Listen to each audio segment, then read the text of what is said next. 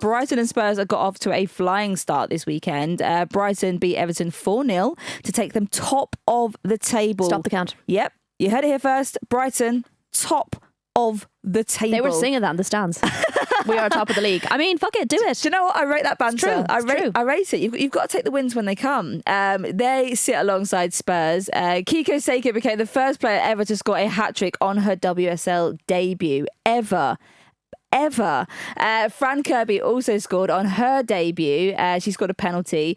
Do you think this is kind of evidence that Brighton will deliver on the quality of their signings? Because that was a pretty good performance from them. I feel like they're stepping up on the excitement levels. I think like previous seasons, people weren't necessarily they weren't like, oh God, I can't wait for the league to start because Brighton are going to be playing this weekend. Like, it sounds really savage, but it's true. I'd just like to point out that I put Brighton in as my overachievers in my predictions.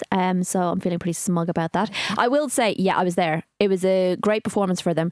There will be tougher tests. That's one thing I will point out. Like, they will come up against a much tougher opposition. Of course. But again, confident on the ball. Again, the gelling very quickly. Like they've been playing with each other for months. Kirby and Kiko Seike have already got a really fun partnership. I think Seike's confidence on the ball really impressed me. She's brand new to this league. Her debut game, and everything she touched turned to goals. There was no hesitancy that we're kind of maybe used to seeing with teams further down the league. Sometimes there's a bit of a, I don't know, like shit the bed kind of scenario when you get into that final third where they're a bit like, in terms of finding that perfect pass and making those good decisions. And actually there was a lot of really good decision making in really key moments of the game from Brighton, which I was impressed with. And yeah, Kiko Seike looks unreal, so confident, like 3 really good goals. Literally that. It wasn't just like a scrap in the goal and a tap in or whatever it was, like absolute bangers. First goal came from a mistake from Everton. Getting pickpocketed that high up the pitch is not ideal, but like a half lob, to have the audacity to like semi-lob a keeper. Then there was the diving header on the back post. Yeah. Like, again, when you look at that ball coming in and how far she's come to get to the right position for the header, super. And I then think that was my favourite. Oh, the third goal for me. No. Oh, that one-on-one and from the top of the box and the top right, like Courtney Brosnan was to the left side of her goal from centre, and she still put it in that corner, in the top, for sure. Her top right corner. That takes a lot of guts to do that as well. Like to finish like that. And also, can I just shout out a player who celebrates goals? I loved it as a photographer. I got so many shots. She did a lot of celebrating. Like, share them. A lot of like fist pumping, and then her teammates picked her up. And then after her teammates picked her up, she'd go off to the middle of the pitch by herself, like holding up her shirt, pointing at the badge, raising her fist. I was like, I love it. She's going to become the new WSL icon. I can feel it. I can absolutely feel it. I think, she's obviously given the crowd exactly what they wanted. Something to be super excited about with Brighton and kind of like where they're going to be taking off this season.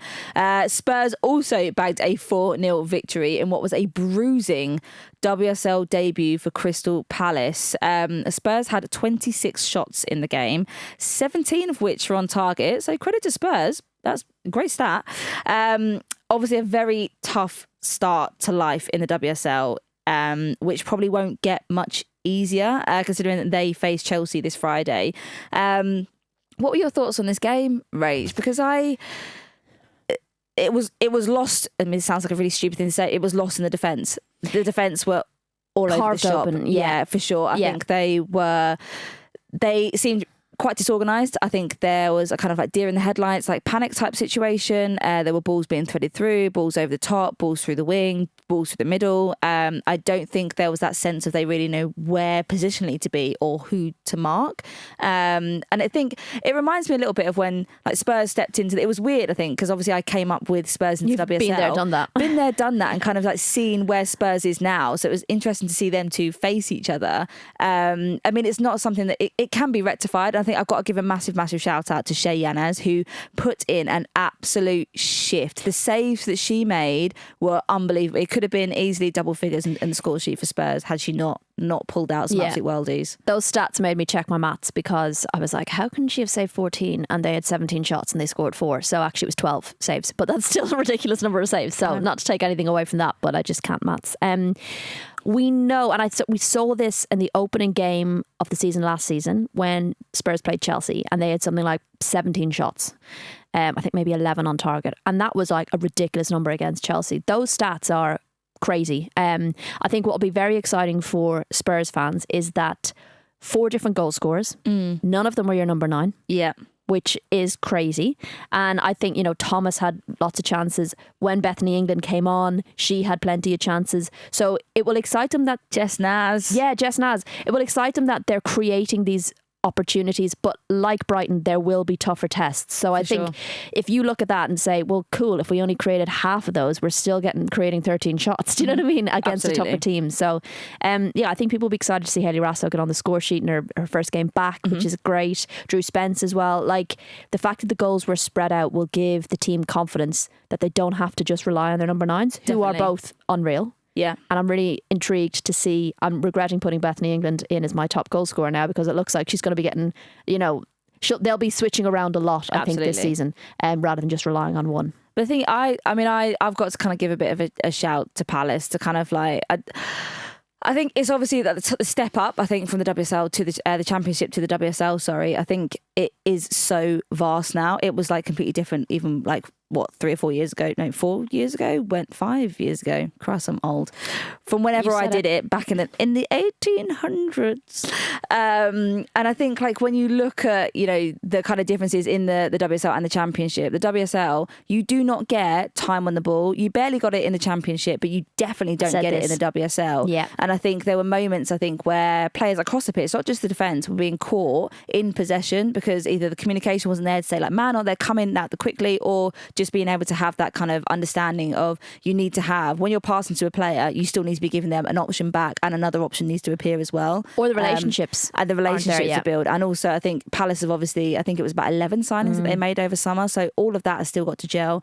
Laura Kaminsky, only been with the club a year, for God's sake. So there's a lot at play, but there were a lot of good moments that I saw from Palace. But I think it's that understanding and learning from them that they're going to be hounded.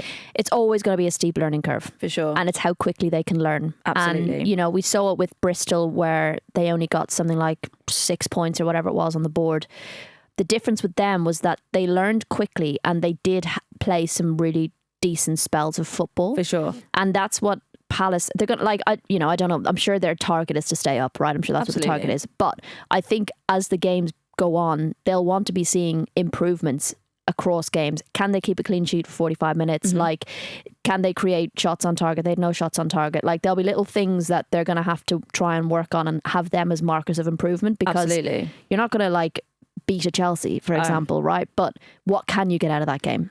Absolutely. And I think it's like being in year 6 and going into year 7. It's like you're the top dogs in that league. Like, you're having time to play. You're creating these like beautiful movements and things. People look up to you. Yeah, people look up to you. They fear you even. And then you get into the WSL and all of a sudden it's Who are like... these minnows? Yeah. Yeah, literally that. And you're like, you've got bullies who are like pulling their backpacks off and like launching them over the fence. That's how it kind of felt. But you've got to go through that process. Jesus, what school did you go to? Launching them over the fence? School of Hard Knocks, mate. Were you being launched, or were you doing the launching? A bit of both, I'd say.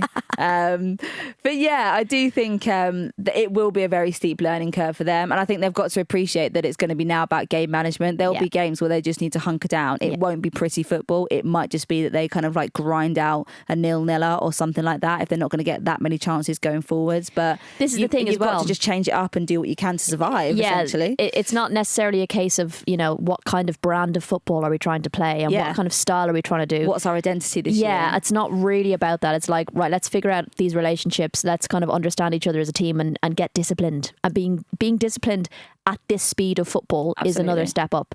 The decision makings need to be quicker. All those kind of things are like what they're going to be working on this season. But yeah, it doesn't get any easier for them, unfortunately. But what's the out of the into the fire, frying pan and into the fire, something like that, isn't it? Yeah, it is. Yeah. So yeah, I mean, Friday will be very interesting for them as they face Chelsea. Before we go, Shalvi has asked on Instagram, which team impressed you the most on the opening weekend? Brighton. Hands down. Yeah, good shout. It's almost like I want to choose Arsenal or Man City, but in patches of like 15 to 20 minutes when we saw those brilliants before it kind of like ebbed off and the other one took over. I think Spurs. Yeah, sure. I know they played opposition that they were probably expected to win against, but I think, like you said, like some of the comments that you made about the variety of goal scorers, I think like finding those pockets of space, being able to kind of identify the weaknesses of Palace really, really quickly and capitalise on that. Jess Naz again, like I just got a soft spot for her anyway, and her scoring a goal just makes you feel happy inside. So I think I'll probably say Spurs.